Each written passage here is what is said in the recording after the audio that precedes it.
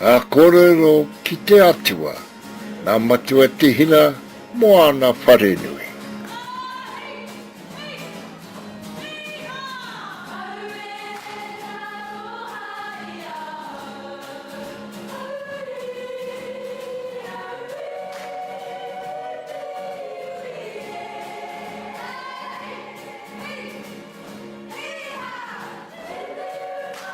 Tēnā tātou katoa.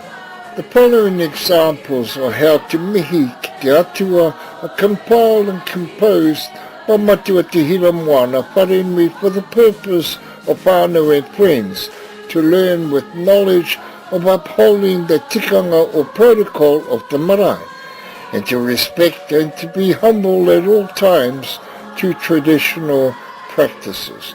Nō reira tēnā koutou, tēnā tātou katoa.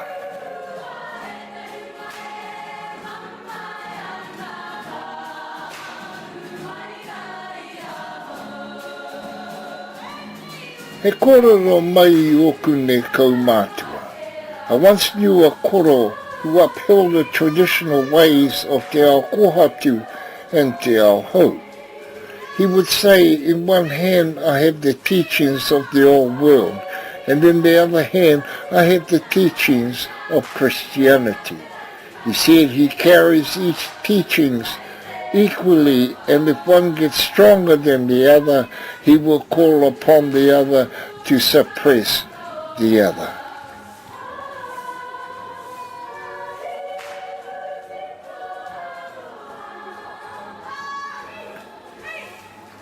I said to him that I must remember what he had told me. Then one day he heard me speaking at a pokai of our late Arikinui. He heard me talking about balancing the teachings of our tupuna in one hand and the teachings of the New World in the other hand, and how I related te reo rangatira in one hand and te reo Pākehā in the other hand.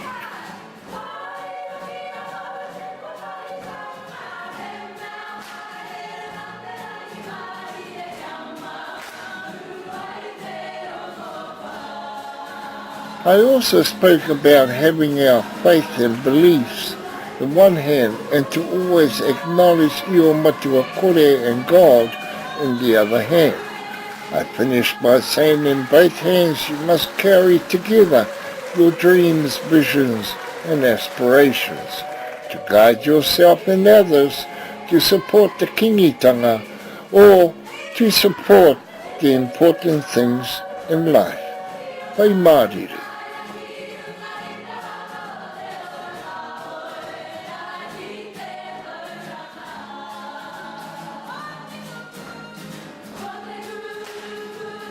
Nā kōrero ki te atua, tuatahi.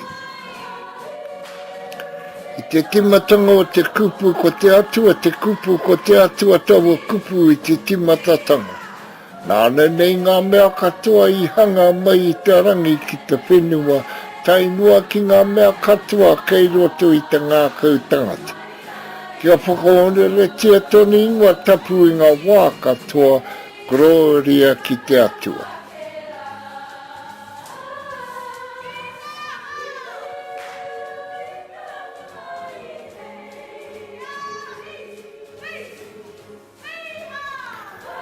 Nā korero ki te atua, tuarua. Au e te aroha te atua, te timatanga, te whakamutunga o ngā mea katoa o te ao. Nau te hohonutanga o tau kupu tapu e te ariki e te atua. Tēnei rā te karanga ki a koe, kia uhia rā tau korawai whakaora ki runga I a tātou katoa I tarangine. Nau anō te piringa ka puta ka ora, Gloria ki tō ingoa tapu.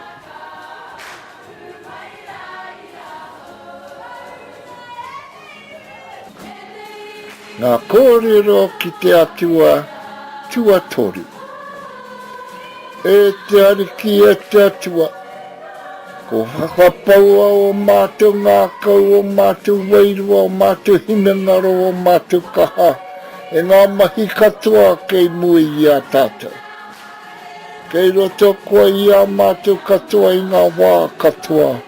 E tohu ane manaki ti ane e awhina ti ana.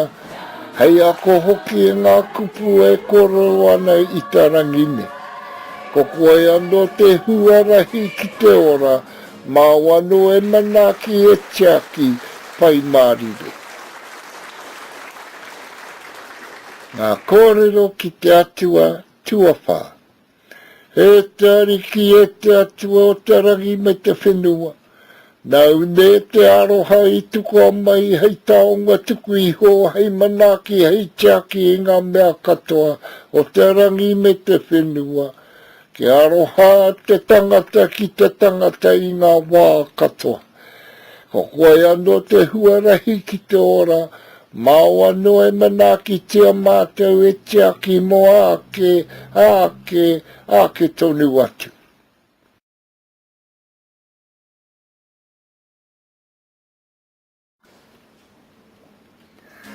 Ngā kōrero ki te atua tuarima.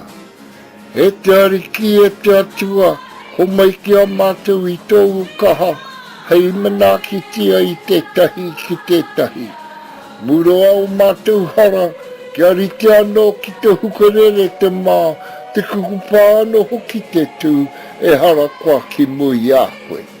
Ko koe anō hoki te huarahi ki te ora, mau anō e manaki tia mātou, e tiaki mo ake tonu atu.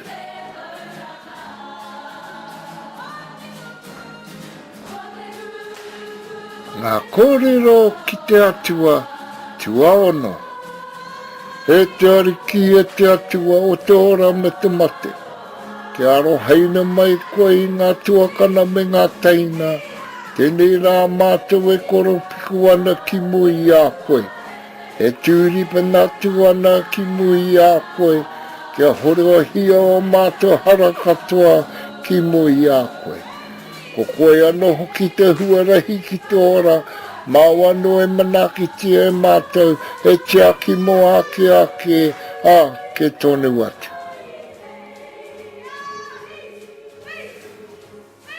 Ngā kōrero ki te atua tuawhitu. Ka mihi ki te ariki, ka mihi ki te atua. Nāne nei hanga ngā mea katoa mai i ngā rangi tūhaha ki te toi o ngā rangi. Iara hia ia tā whaki kia piki ake ki te rangi tuatahi ki te rangi tuarua i toro nora. Wapa te whatikiri katohiara, pokamau te marama te titiro ki tā pito nuku ki tā pito rangi. Ko tau manawa ki o mātou manawa, ko tāne kairihia. Pāno haumi e hui e taiki e. Ngā kōrero ki te atua tuawaru. E tāne nui, tāne roa, e tāne te pupuke. I piki e ki ngā rangi tūhaha ki te whareo i o matua kore. I riri o i hoa e ngā ke te wata wānanga, ko te ke te tuatahi, ko te ke te tuarua, ko te ke te tuatoru. Ka paupau e ki rumi a papatua nuku ka puta te iratanga te ita whai au ki te ao marama. Pāno, ara mai te toki haumi e hui e taiki e. Ngā kōrero ki te atua tua iwa. E io nuku e io rangi tapua i te wahi ngaro o tua whakarere. Kia rūpeke ki tua o pairau ki te tini o manono. Ka tiritia, ka paupaua, ki runga i a papatua nuku te ihi tapu mana o tāwhito nuku o tāwhito rangi. Kia tū te waiwini, kia tū te wawana, kia tū te wariwari hanga o tū. Kia whakaputa i te whaiao ki te ao marama tūturu whiti whakamaua kia tēnā. haumi e hui e tai ki e. Kia karikia tātou. He hona rea, he kuroria ki te atua, he maungarongo ki te whenua, he whakaaro pai ki ngā tangata katoa. Hangaia e te atua he ngā kauhou ki roto ki tēnā o tātou. Whakatau mia tō weirua tapu, hei awhina hei tohi i a mātou. Hei ako i ngā mea katoa o tenea. Ko koe rā te timatanga me te whakaotinga o ngā mea katoa. E aro haina ana ki ngā tuakana me ngā teina. Ko koe rā te atua o ngā mea katoa. No reira, tēnei te mihi, tēnei te mihi, tēnei te mihi. Te tiruwhiti whakamaua ki a tīna, haumi e hui e tai ki e.